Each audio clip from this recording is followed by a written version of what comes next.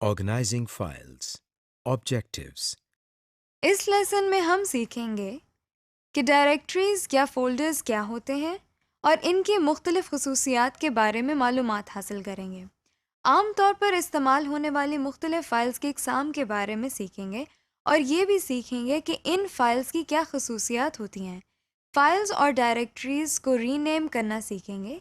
हम ये भी सीखेंगे कि किसी फ़ाइल को किस तरह कॉपी करके किसी दूसरी जगह पर सेव किया जा सकता है और किसी फ़ाइल का बैकअप कैसे लिया जाता है।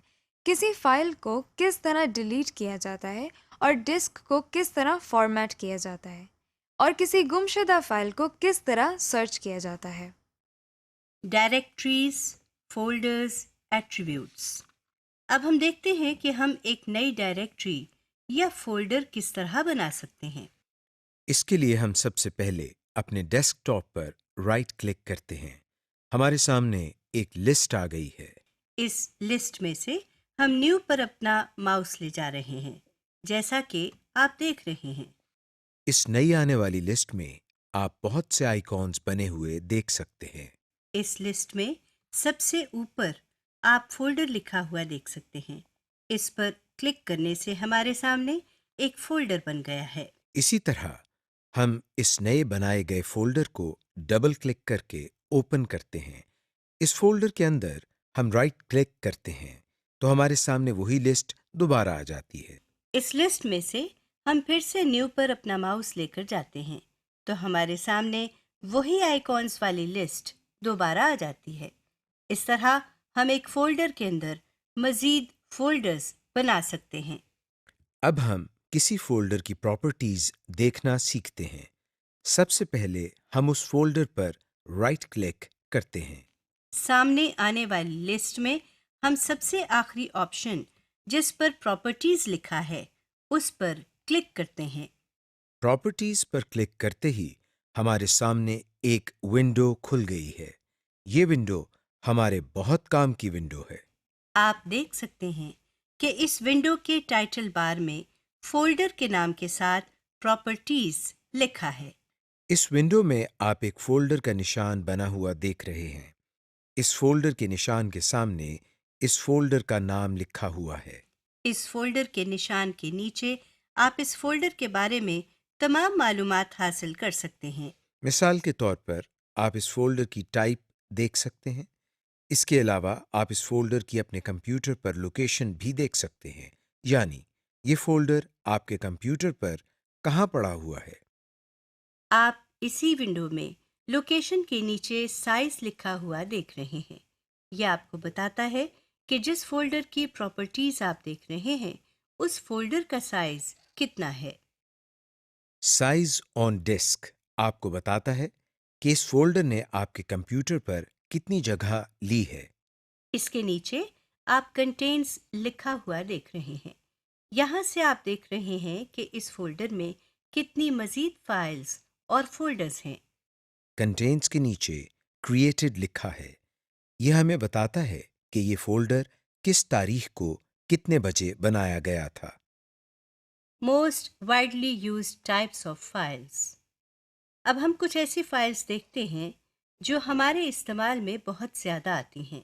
इन फाइल्स के आइकॉन्स की पहचान आपके लिए बहुत ज़रूरी है। हम डेस्कटॉप पर दोबारा राइट क्लिक करते हैं और फिर अपने माउस को न्यू पर ले जाते हैं। हमारे पास एक और लिस्ट आ गई है। इस लिस्ट में आप एक आइकॉन देख रहे हैं जिस पर W लिखा है। यह आइकॉन हमेशा माइक्रोसॉफ्ट वर्ड के लिए इस्तेमाल किया जाता है। इस आइकॉन के सामने माइक्रोसॉफ्ट वर्ड डॉक्यूमेंट लिखा भी हुआ है। किसी फाइल या फोल्डर के अंदर अगर राइट क्लिक किया जाए तो माउस को न्यू पर ले जाने से हम ये लिस्ट देख सकते हैं। किसी भी जगह माइक्रोसॉफ्ट वर्ड में कोई डॉक्यूमेंट बनाना हो तो उस डॉक्यूमेंट के सामने जो आइकॉन बना हुआ आएगा वो बिल्कुल वैसा ही होगा जैसा आपने अभी मुलाहजा किया। इसका मतलब ये है कि माइक्रोसॉफ्ट वर्ड के लिए सिर्फ एक ही आइकॉन है। जहां भी हम वर्ड का डॉक्यूमेंट बनाएंगे वहां हमको यही आइकॉन नजर आएगा। बिल्कुल इसी तरह जिस तरह हमारे पास वर्ड प्रोसेसिंग के लिए एक आइकॉन है, उसी तरह हमारे पास स्प्रेडशीट्स के लिए भी एक आइकॉन मौजूद है। जिस लिस्ट में हमने माइक्रोसॉफ्ट वर्ड के लिए आइकॉन देखा था, उसी लिस्ट में हम माइक्रोसॉफ्ट एक्सेल वर्कशीट लिखा हुआ देख सकते हैं। इसके सामने क्रॉस बना हुआ है। जहाँ भी हम माइक्रोसॉफ्ट एक्सेल की स्प्रेडशीट्स बनाना चाहते हैं, वहाँ यही क्रॉस का आइकॉन बना हुआ आता है। स्प्रेडशीट्स और वर्ड प्रोसेसिंग की तरह डेटाबेसेस के लिए भी हमारे पास एक आइकॉन है। इस लिस्ट में आप माइक्रोसॉफ्ट एक्सेस डेटाबेस लिखा हुआ देख सकते हैं। हम माइक्रोसॉफ्ट एक्सेस को डेटाबेस बनाने के लिए इस्तेमाल करते हैं। इसके सामने बने हुए आइकॉन की पहचान भी कर लें। ये एक डब्बे के अंदर ए लिखा हुआ है। हमारे पास प्रेजेंटेशंस के लिए भी एक सॉफ्टवेयर मौजूद है। आप माइक्रोसॉफ्ट पावरपॉइंट प्रेजेंटेशन लिखा हुआ देख सकते हैं। जो आइकॉन इसके सामने बना हुआ है, ये हमेशा प्रेजेंटेशन डॉक्यूमेंट्स के लिए ही इस्तेमाल होता है। इन सब एप्लीकेशंस को मजीद डिटेल से हम बाद में देखेंगे। File attributes. अभी हमने फोल्डर्स के एट्रीब्यूट्स देखे। अब हम फाइल्स की प्रॉपर्टीज और एट्रीब्यूट्स देखते हैं। इसके लिए हम डेस्कटॉप पर एक फाइल बनाते हैं। फाइल बनाने के लिए हम डेस्कटॉप पर राइट क्लिक करते हैं और न्यू पे माउस ले जाते हैं। इस लिस्ट में से हम किसी भी एप्लीकेशन पर क्लिक करते हैं। मिसाल के तौर पर हम माइक्रोसॉफ्ट वर्ड का एक डॉक्यूमेंट बनाते हैं। अब इस फाइल पर हम राइट क्लिक करते हैं और प्रॉपर्टीज पर क्लिक करते हैं। हमारे पास बिल्कुल वैसा ही डायलॉग बॉक्स खुल गया है जैसा फोल्डर की प्रॉपर्टीज के लिए खुला था। यहाँ पर सबसे पहले न्यू माइक्रोसॉफ्ट वर्ड डॉक्यूमेंट लिखा हुआ है। अभी चूंकि आपने इस फाइल का कोई नाम नहीं दिया, इसीलिए कंप्यूटर ने खुद ही इस फाइल का नाम न्यू माइक्रोसॉफ्ट वर्ड डॉक्यूमेंट रख दिया है। यहाँ पर आप अपनी मर्जी का नाम लिख सकते हैं और कंप्यूटर इस फाइल का नाम तब्दील कर देता है। आइए इस फाइल का नाम तब्दील करके माय डॉक्यूमेंट रखते हैं। हम सबसे पहले इस टेक्स्ट बॉक्स में माउस से क्लिक करते हैं और उसके बाद बैक स्पेस का बटन दबाते हैं। अब इस टेक्स्ट बॉक्स में लिखा हुआ सब कुछ मिट चुका है। यहाँ हम टाइपिंग शुरू करते हैं और माई डॉक्यूमेंट लिखते हैं। माय डॉक्यूमेंट लिखने के बाद हम एंटर दबाते हैं। आप देख सकते हैं कि फाइल का नाम तब्दील हो चुका है। इस फाइल की मजीद कुछ प्रॉपर्टीज देखने के लिए हम दोबारा इस फाइल पर राइट क्लिक करते हैं और प्रॉपर्टीज पर क्लिक करते हैं। नाम वाले टेक्स्ट बॉक्स के नीचे आप टाइप ऑफ फाइल लिखा हुआ देख रहे हैं। टाइप ऑफ फाइल के बाद आप ओपन्स विद लिखा हुआ देख सकते हैं। इसका मतलब यह है कि ये फाइल किस एप्लीकेशन के जरिए खोली जा सकती है। बाकी तमाम लेबल्स वही हैं, सिर्फ आखिर में आप क्रिएटेड के लेबल के अलावा मॉडिफाइड और एक्सेस्ड का लेबल देख सकते हैं। मॉडिफाइड का मतलब होता है तब्दील करना। अगर आपने अपनी फाइल्स में कोई तब्दीली की हो, तो जिस तारीख को आप फाइल में तब्दीली करेंगे, वो तारीख यहाँ लिखी हुई आएगी। एक्सेस्ड के लेबल से आप देख सकते हैं कि इस फाइल को आखिरी दफा कब खोला गया था। बाकी तमाम लेबल्स वही हैं जो आप पहले पढ़ चुके हैं। Renaming files and directories folders. कई दफ़ा आपको अपनी फाइल का नाम तब्दील करना पड़ता है, मगर फाइल का नाम तब्दील कैसे किया जाए, ये हम सीखते हैं। हमने अभी जो फाइल बनाई थी और जिसका नाम माई डॉक्यूमेंट रखा था, हम इसका नाम तब्दील करते हैं। इसके लिए हम इस फाइल पर राइट क्लिक करते हैं। अब इस मेन्यू में हम प्रॉपर्टीज के ऊपर मौजूद रीनेम वाले आइटम पर क्लिक करते हैं। आप देख सकते हैं कि रीनेम पर क्लिक करते ही इस फाइल का नाम सेलेक्ट हो गया है और नाम के आगे एक कर्सर भी बना हुआ आ रहा है। अब इस फाइल का जो भी नाम देना है वो यहाँ टाइप करते हैं। आप देखें, हम यहाँ फर्स्ट डॉक्यूमेंट लिख रहे हैं। नाम लिखने के बाद हम एंटर दबाते हैं। इसी तरह कोई भी फाइल जो डेस्कटॉप पर हो या किसी और फोल्डर में, उस पर राइट क्लिक करके रीनेम के जरिए हम इस फाइल या फोल्डर का नाम तब्दील कर सकते हैं। Selecting files. ये तो आप जानते ही हैं कि किसी आइकॉन पर क्लिक करने से वो आइकॉन सिलेक्ट हो जाता है। अब हम सीखते हैं कि अगर हमने एक से ज़्यादा आइकॉन्स को सिलेक्ट करना हो तो हम क्या करें। अगर हमने इन आइकॉन्स को सेलेक्ट करना हो जो इकट्ठे पड़े हुए हैं, तो एक से ज़्यादा आइकॉन्स को सेलेक्ट करने के लिए शिफ्ट के बटन के साथ एरो कीज का इस्तेमाल करते हैं। इसी तरह अगर हम चाहते हैं कि उन आइकॉन्स को सिलेक्ट करें जो इकट्ठे नहीं पड़े हुए, तो हम शिफ्ट के बजाय कंट्रोल की इस्तेमाल करते हैं और माउस से उन आइकॉन्स को सिलेक्ट कर लेते हैं। Copy and paste files. अब हम एक बहुत ही मज़ेदार और इंटरेस्टिंग चीज़ देखते हैं। हम एक ही फाइल की जितनी चाहें कॉपीज बना सकते हैं। इसके लिए हम आइकॉन पर राइट क्लिक करते हैं और फिर कॉपी पर क्लिक करते हैं। अब जहां हम इस फाइल को पेस्ट करना चाहते हैं, वहां पर जाकर हम राइट क्लिक करते हैं और मेन्यू में से पेस्ट पर क्लिक करते हैं। आप देख सकते हैं कि स्क्रीन पर एक और आइकॉन बना हुआ आ गया है, जिसके नाम में फाइल के नाम के बाद कॉपी भी लिखा हुआ है, जिसका मतलब है कि हमने अपनी फाइल की एक और कॉपी बना ली है। Make backup copies. अगर हम अपनी फाइल को अपने कंप्यूटर पर भी रखना चाहें और इस फाइल को किसी यूएसबी में भी महफूज करना चाहें, तो इसके लिए भी हमारे पास एक बहुत ही आसान तरीका है। सबसे पहले आप यूएसबी को कंप्यूटर की यूएसबी पोर्ट में लगाएं। अब जिस तरह हमने एक फाइल अपनी मर्जी के फोल्डर में सेव की थी, उसी तरह हम किसी भी फाइल को यूएसबी में भी सेव कर सकते हैं। सबसे पहले हम फाइल को कॉपी करेंगे। अब हम कंप्यूटर की विंडो खोलेंगे। इसमें आप अपने सामने रिमूवेबल डिस्क लिखा हुआ देख रहे हैं।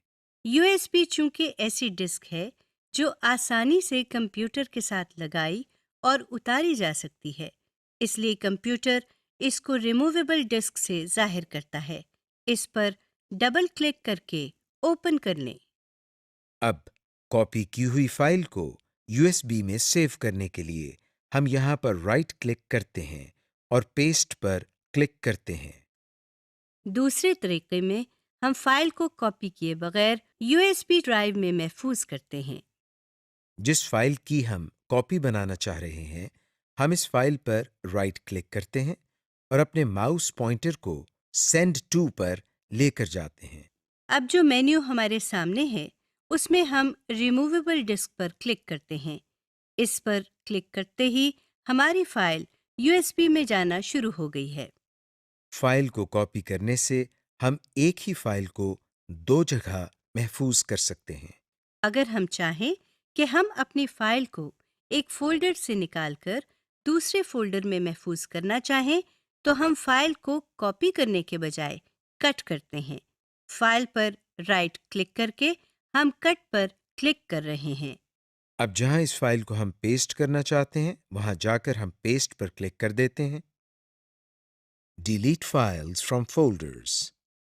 कई दफ़ा ये भी होता है कि आपके कंप्यूटर पर कोई ऐसी फ़ाइल पड़ी होती है जो आप मज़ीद इस्तेमाल नहीं करना चाहते और बेवजह आपके कंप्यूटर पर मेमोरी इस्तेमाल हो रही होती है।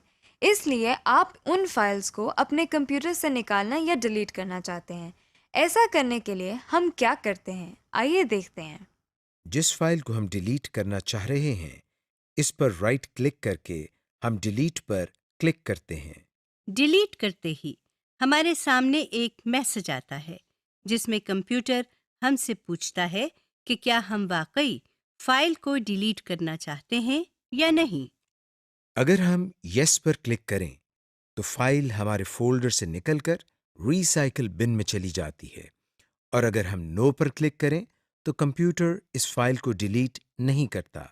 इस वक्त हम यस पर क्लिक कर रहे हैं। फाइल को डिलीट करने के लिए हम उस पर सिंगल क्लिक करने के बाद कीबोर्ड से डिलीट का बटन भी दबा सकते हैं। जिस तरह हम एक फोल्डर में से किसी फाइल को डिलीट करते हैं, उसी तरह हम पूरे फोल्डर को भी डिलीट कर सकते हैं। फोल्डर पर राइट क्लिक करके हम डिलीट पर क्लिक करते हैं। कंप्यूटर एक दफ़ा फिर पूछता है कि क्या हम वाकई फाइल को डिलीट करना चाहते हैं या नहीं। हम यस पर क्लिक करते हैं क्योंकि हम इस फोल्डर को डिलीट करना चाहते हैं। फॉर्मेट ए ड्राइव। अब हम एक बहुत ही मुनफरिद और दिलचस्प काम सीखते हैं। ये तो आप जानते ही हैं कि यूएसबी क्या होती है। यूएसबी पर आप अपना किया हुआ काम महफूज करके कहीं भी ले जा सकते हैं। मगर ये भी तो हो सकता है कि आपकी यूएसबी पर जो काम आपने महफूज किया है उससे यूएसबी पूरी भर चुकी है और अब आपको उस महफूज किए हुए काम की ज़रूरत भी ना हो। इस तरह की सिचुएशन में आपको यूएसबी से डेटा को डिलीट करना पड़ता है या फिर यूएसबी फॉर्मेट करनी पड़ती है। आइए देखते हैं कि फॉर्मेट कैसे करना है। सबसे पहले हम अपनी यूएसबी को कंप्यूटर के साथ अटैच करते हैं। अब हम डेस्कटॉप पर बने हुए कंप्यूटर के आइकॉन पर डबल क्लिक करते हैं। आपके सामने जो विंडो आई है उसमें आप कुछ आइकॉन्स बने हुए देख सकते हैं। उनमें से एक आइकॉन पर रिमूवेबल डिस्क लिखा हुआ देख सकते हैं। इसी आइकॉन पर हम राइट क्लिक करते हैं। आप अपनी स्क्रीन पर एक मेन्यू देख सकते हैं। इस मेन्यू में एक फॉर्मेट का आइटम भी मौजूद है। हम इस आइटम पर क्लिक करते हैं। हमारे सामने एक छोटा सा डायलॉग बॉक्स आ गया है। इसमें कैपेसिटी के नीचे एक ड्रॉप डाउन मेन्यू है जहां से आप इस यूएसबी का साइज सेलेक्ट कर सकते हैं। अमूमन आपको साइज सिलेक्ट करने की जरूरत नहीं पड़ती। कंप्यूटर खुद ही सही साइज सिलेक्ट कर देता है। बाकी दोनों ड्रॉप डाउन मेन्यूज के बारे में हम बाद में आपको बताएंगे। वॉल्यूम लेबल के नीचे रिमूवेबल डिस्क लिखा हुआ है। इसको मिटाकर आप अपनी मर्जी से इसका नाम माई यूएसबी टाइप करते हैं। फॉर्मेट ऑप्शंस के नीचे क्विक फॉर्मेट पहले से ही सिलेक्टेड है।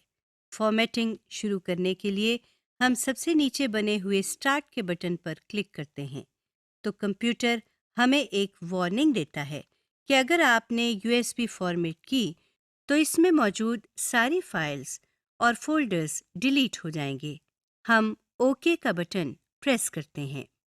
आप देख रहे हैं कि यूएसबी फॉर्मेट होना शुरू हो गई है और कुछ देर में ये अमल मुकम्मल हो जाता है और हमारे सामने फॉर्मेट कंप्लीट का मैसेज आ जाता है। अब हम डेस्कटॉप से कंप्यूटर के आइकॉन पर डबल क्लिक करते हैं तो हम देखते हैं कि हमारी यूएसबी का नाम माई यूएसबी हो गया है। अब इस पर डबल क्लिक करके इसको ओपन करते हैं तो ये देखें, इसके अंदर कोई डाटा नहीं है। सब फाइल्स और फोल्डर्स डिलीट हो गए हैं। सर्चिंग। किसी भी फाइल को ढूंढने के लिए हम कंप्यूटर के आइकॉन पर डबल क्लिक करते हैं। अब जिस फोल्डर या डायरेक्टरी में से हमने फाइल को सर्च करना है, बाएं तरफ नेविगेशन पैन से उस डायरेक्टरी या फोल्डर को सेलेक्ट करते हैं जैसे हमने कंप्यूटर को सेलेक्ट किया हुआ है। अब इस विंडो में ऊपर यहाँ सर्च के बॉक्स में सर्च कंप्यूटर लिखा हुआ नजर आ रहा है। इसमें क्लिक करके फाइल का नाम टाइप करें। हम यहाँ माय फर्स्ट फाइल लिखते हैं। आप देख सकते हैं नीचे प्रीव्यू पैन में इस नाम की फाइल निकलकर हमारे सामने आ गई है। इस फाइल के नीचे इसकी लोकेशन भी लिखी हुई है। यानी कंप्यूटर में जहाँ ये फाइल सेव की गई थी उसका पाथ भी नजर आ रहा है। इस तरह हम किसी भी फाइल को आसानी से ढूंढ सकते हैं। समरी। इस लेसन में हमने पढ़ा कि फ़ोल्डर्स क्या होते हैं, हम किस तरह फ़ोल्डर्स बनाते हैं और किस तरह फ़ोल्डर्स के अंदर मज़ीद फ़ोल्डर्स बनाए जाते हैं। किस तरह हम एक फ़ाइल का नाम देख सकते हैं और वो तारीख देख सकते हैं जिस तारीख को वो फ़ाइल बनाई गई थी।